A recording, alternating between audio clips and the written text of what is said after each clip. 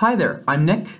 And I'm MJ. And today we're going to be talking over two of the questions we did for our Linearity quest we created for our Linearity final project for fall 2017. Question 5.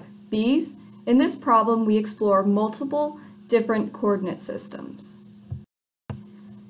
Bees, Part 1. Inside a cube with 10-foot sides and vertices at 5, 5, 5, -5, -5, and so on, lies a 6-foot tall cylindrical cavity with a 1-yard radius. Centered on the origin. Centered within that cavity is a solid sphere with a diameter of 1 yard. The sphere is magical and hovers in the center of the cylinder. The cube and sphere have a density function of x squared plus y squared plus z squared ounces per cubic foot. What is the mass of the combined system? So now it's time to actually do the problem. So to do the problem, we're going to take the mass of the cube and we're going to subtract the mass of the cylinder and add back in the mass of the sphere. So to calculate the mass of the cube, we integrate the density function. So that's what's happening right here. And now there's some math as the problem is done. And we get an answer of 25,000 ounces. So the next step is to find the mass of the cylinder. To do this, we also use some integration, but we're doing this in a cylindrical coordinate system to make it easier to calculate. So that we got 405 pi.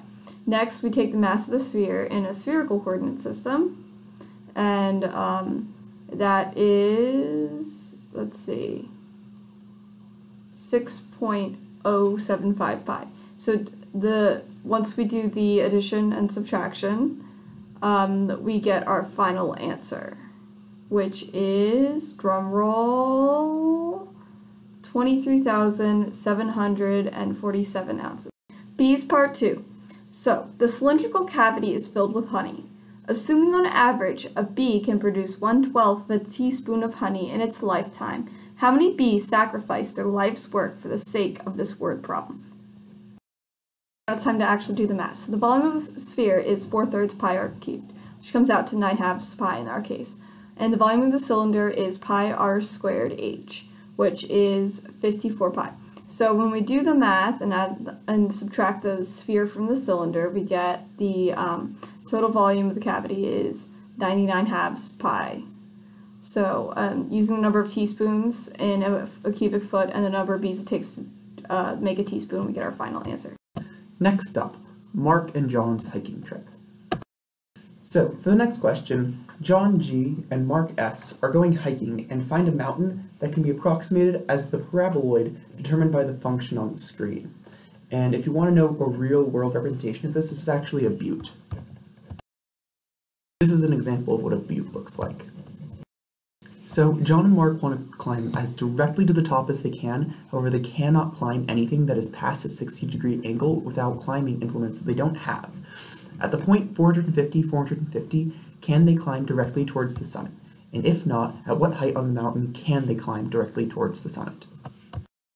So the first thing we want to do is write the equation down, where we have the height in feet is equal to 10,000 minus quantity x over 150 squared minus quantity y over 150 squared. Now, in order to solve this problem, we actually want to get the gradient of this function. So if we set height is equal to z, then we can solve for that in terms of another function f, which is equal to z plus the negative of the prior equation. Now, when we take the gradient of this, we get del f is equal to x over 75, y over 75, and then 1. So first, the vector 0, 0, 1 is actually perpendicular to the xy plane, which is important because the angle between the gradient and the plane is therefore 90 minus theta. Therefore, if we want an angle of 60 degrees, then we want to use the law of cosines for an angle of 30 degrees, or pi over 6. So what we want to do now is we want to plug this into the law of cosines. So you get cosine of pi over 6 is equal to 1 over the square root of x over 75 squared plus y over 75 squared plus 1. Now the next thing you want to do is actually set y equal to 0, because all you need to do is you need to find one point on the circle that defines the level at which Mark and John can start climbing directly towards the summit. So you can see that once you plug that in, you can get that x is equal to 75 over the square root of 3.